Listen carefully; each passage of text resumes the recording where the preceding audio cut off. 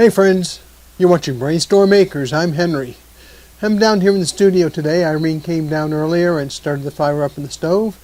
I've been doing some work on the computer trying to get the new software to interrogate the rover to work. Not quite there, but I'm working on it. So right now I'm going to get back to work on making this wax injector work. You may recall that the thermostat on this failed. So I have a new one, but it doesn't fit, so I have to do some modifications. So we'll get on with that.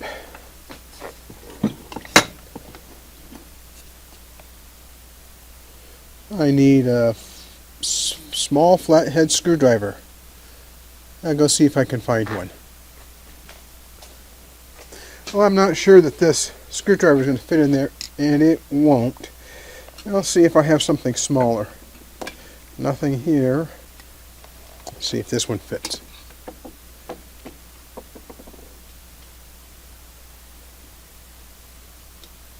Just barely, but it fits.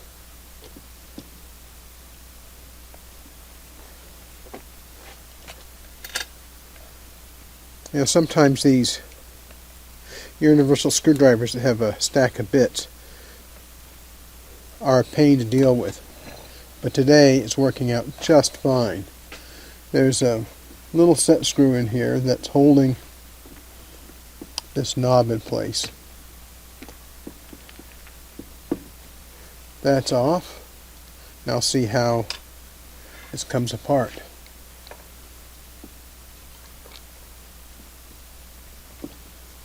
It looks like a snap fit.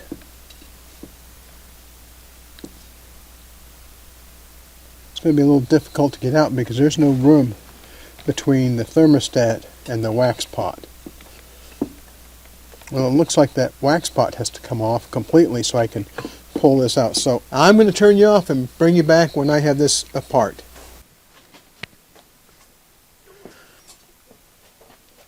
Well, I brought my digital multimeter down from the house so I can check this circuit out before I plug it in. I decided to try running the temperature controller kind of hanging out here to make sure it's going to work before I take everything apart and then put this temperature controller in. So first thing I'm going to do is check to make sure that my meter actually works correctly. I have it on the ohm scale, so I'm checking the resistance, and the two probes, when connected together, show 0 ohms, which is exactly what I expect.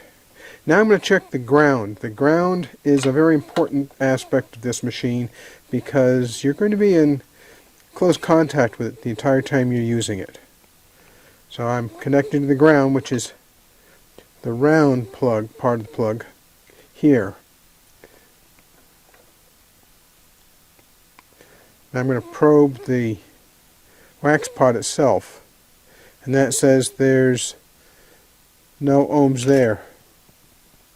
So I'm just checking every place where there's some bare metal.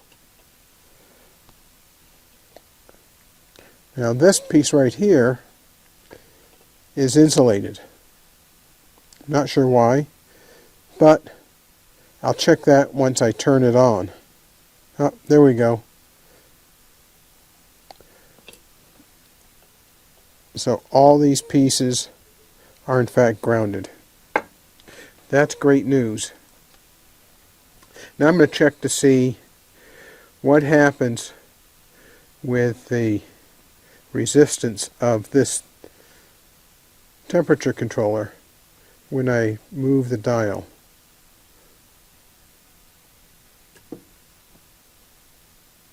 So right now the switch is closed, so that means that electricity will flow from the plug to a heat tape which is inside this container. Now I'll try switching it the opposite direction and see if it turns off. All I'm looking for right now is to make sure that the temperature controller is behaving the way I expect, which is to go off and on. And there we go, the switch is open. That means there's no power going to flow from the plug to that heat tape. Well, let's see if I can plug it in and make anything light up besides myself. That's one of the reasons why I wanted to check everything before I plugged it in. I wanted to make sure that it was behaving the way I expect this device to behave. I go down here and plug in.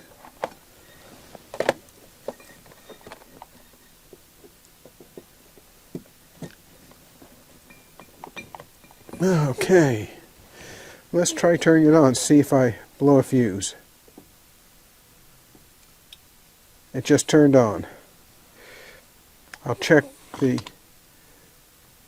I'm checking AC voltage. So all I need to do is go between the ground, which is any place in here, and one of these connections. And I see 122 volts, which is exactly what should be happening. Now the other thing is, this little indicator light is lighting up. I'm not sure why it's not. It actually is showing on the outside, which is great. Well, what that means now is that I can choose to either simply mount this temperature controller here on the barrel of this wax pot somewhere and leave the old one in, which means I don't have to take everything apart, which would be good. I'd like to not take everything apart if I can. So I'm going to disconnect everything here. I'll take this wax pot body over to the drill press, drill a hole out to put the temperature controller in. Actually, I'll drill 3, so I have a template that I can use right here. There's a hole for the shaft of the temperature controller to go through, and then there's 2 places for screws to go into the temperature controller. Let's go ahead and turn this off now.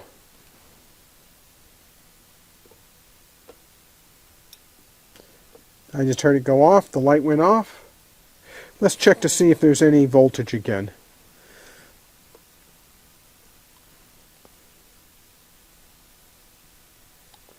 There's voltage on that side of the switch and nothing on this side.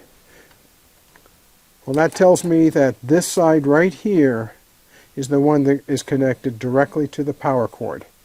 So I want to be really careful when I'm working around that. Let's go ahead and unplug this now.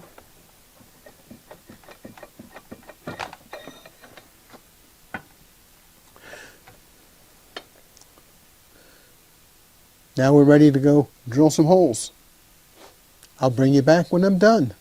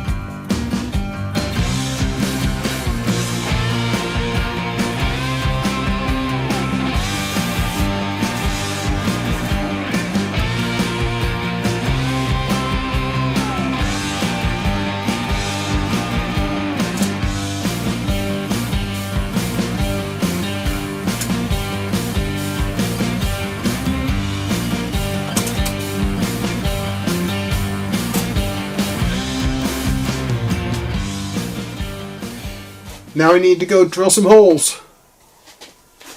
Well, welcome back.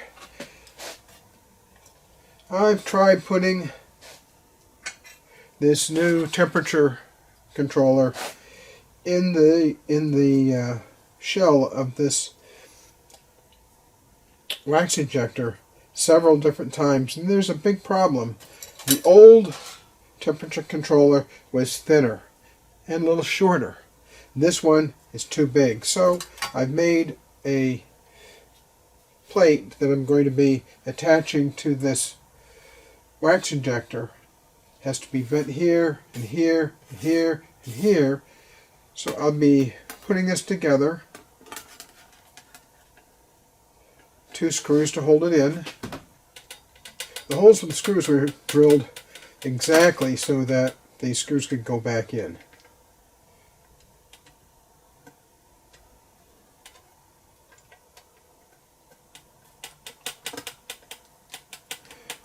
My next step will be to drill some holes in the body of the wax injector.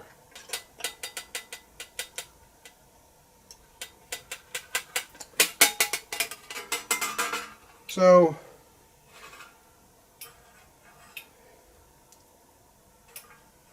the temperature controller will be mounted right here on the wax injector. Now tomorrow, because it's going to be too late to get the screws to go through these holes, I'll be drilling some holes here in this wax injector case. I have to drill holes to bring the wires that control the power to the wax injector out through the body and attach it to this controller right here. And what we'll have to do is bend tabs. These 2 tabs right here we'll have to bend out that way, and then it'll be bent back in like this. So there'll be a bend right here and a bend right here. So I'll have to position this on the wax injector so that I'm not going to interfere with any wiring that's inside or any other components. There's not a lot of space, and that's the real problem. So I'm going to be mounting this outside the body of the wax injector, and it'll work just fine. And might have to lengthen some of these wires here. I think I'll be able to get away without making any modifications to the length of the wires, but that's something I'll find out tomorrow when I finish drilling the holes to mount this new temperature control. Well, thanks for watching today. Sometimes these things take longer than you expect, and this one is taking very much longer than I expected, mostly because the part does not fit anywhere inside the wax injector without interfering with the wax pot itself, and that's a problem. So we have to build it on the outside. The question was, do I build it with an aluminum frame? That's what I'm doing, or I could have put it on the bottom using a block of wood, but the block of wood just doesn't seem to really fill the bill correctly. So tomorrow I'll be drilling some holes, mounting this bracket, bringing the temperature probe up inside the wax injector, and then finishing this off so Irene can get to casting some very large pieces that she needs to have waxes for. Well, thanks for watching. Don't forget to hit like, subscribe, and ring the bell for notifications, because we've got this job to finish. We have the dually truck to take the cylinder lock out of and put new spark plug wires in, and I have to get the computer working for running the diagnostic software for the Range Rover. A lot of stuff. It's a matter of putting the priority in the right place. Hope you're having a great day. We'll catch you on the next one. Bye. Hey, don't forget to brainstorm. You gotta do it.